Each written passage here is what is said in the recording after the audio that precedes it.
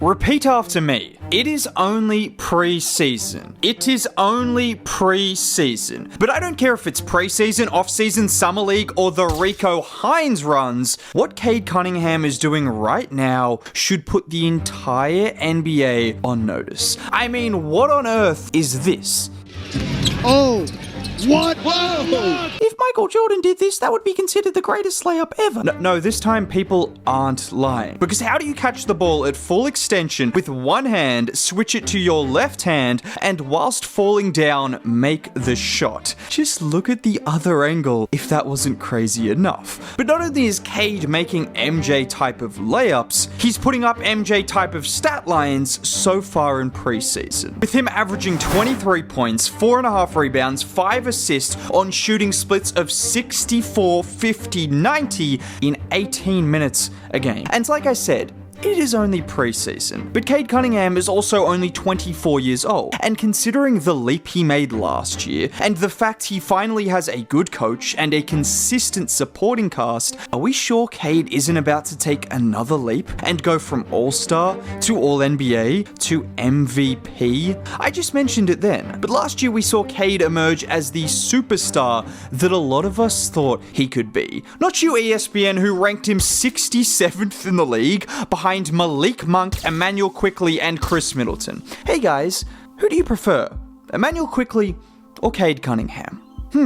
Would you prefer this Ferrari, or would you prefer this Toyota Corolla? ESPN clearly made their choice, but forgetting about ESPN for a second, we saw Cade make that leap, increasing his points, his rebounds, his assists, his steals, his blocks. Look, he increased everything. Aside from a slight dip in free throw percentage, come on Cade, you gotta do better than that. But for the people who have watched Cade Cunningham closely, this wasn't a surprise. The Pistons winning so many games was surprising, but Cade was always destined to be a star. And Cade is so great that even after having a season like that, you could still look at his game and see areas for him to improve. Areas that if he improved, he would become that MVP level player that he's capable of being. And so far, in 2 games in preseason, those areas are looking better than before. And the 2 biggest areas of concern that I'm talking about are his finishing and his turnovers. Like I said, Cade just played his 4th season. He is already a superstar, he will make all NBA teams for the rest of his career and will contribute to winning every single season of his career. But with his size, his mentality, his skill,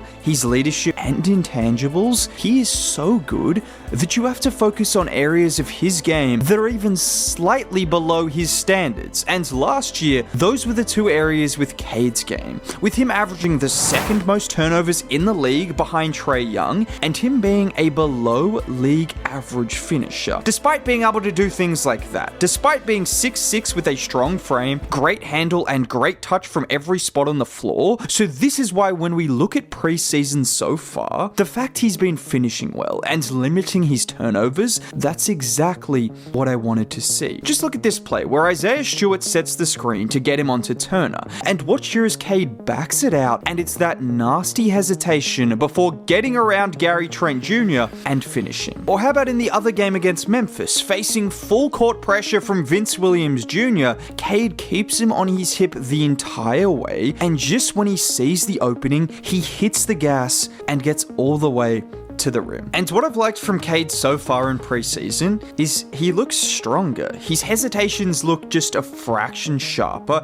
He looks a fraction quicker. Just all of those little details that can take his game to the next level, it seems as though he's improved on them. And Cade's problem with finishing is he's not the quickest guy in the league, so he can't just blow past defenders or throw it down on bigs. He can do it sometimes, but he's not Ja Morant, which is why I think if he focuses on playing more like Luka Doncic and using his pace and his size against defenders, with his change of speed, his change of direction, the tempo and control he plays at, that's what's going to benefit him. And this really is the difference between Cade being a slightly inefficient scorer and an efficient volume scorer. Because last year Cade shot 56% at the rim, which was about 4% below league average. Just for reference, Shea was at 68%. 68. Ja Ja was at 60, Jaylen Brown 63, Zach LaVine 67. These guys might be more athletic, sure, but even Josh Giddey shot a better percentage at the rim than Cade last year. The spacing hasn't helped, and he has a lot of bodies on him at all times, but there is no way Cade Cunningham can't get to at least league average as a finisher, and as a result, his efficiency is gonna go up as well. I mean, that's the difference between Cade and Shai right there. The efficiency at the rim, and obviously getting to the line more for Shai, which comes with that efficiency and craft around the rim that he has. But for Cade, we know he can get to the rim consistently, which is the hardest part. He has the dual threat as a playmaker, which is also great, and he has the size. I think leaning into that size and strength even more will boost his efficiency and his game as a result. And then there's the turnovers. This is less of an issue in my opinion, because when you look at all the players in the league who average the most turnovers, unsurprisingly, they average the most assists, and they have the ball in their hands the most. And when you consider Cade is still young, I think he's just going to get better naturally, just from time and experience being in those positions. But again, it's only preseason,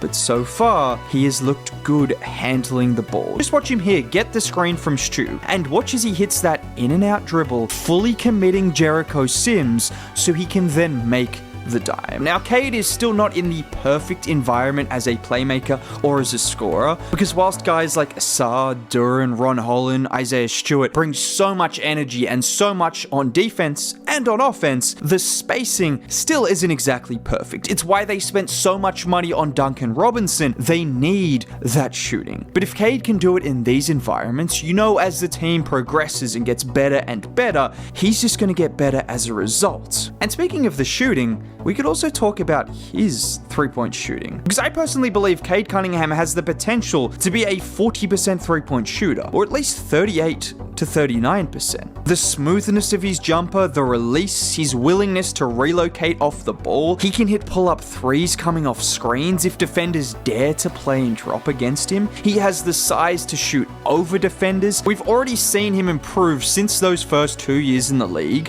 when people called him the B word. Yes, some of us were there when Cade Cunningham was being labeled the B word. We've already seen him improve, but I think he's got another level to reach. And given he shot 40% from 3 in college, he shoots 85% from the free throw line for his career, he is a good mid-range shooter, and everything else I mentioned, what's stopping Cade from improving his three-point shot as well? And if he makes these improvements, that are all very possible, he goes from one of the 10 to 15 best players in the NBA to one of the very, very best. Because let's not even talk about the fact he actually plays defense, unlike most of the other elite offensive players in the league. And speaking of someone who definitely plays defense, I also made a video on Asar Thompson, which you might want to check out. Subscribe to the channel for more content like this. Dropping a like would be cool. Have a great day.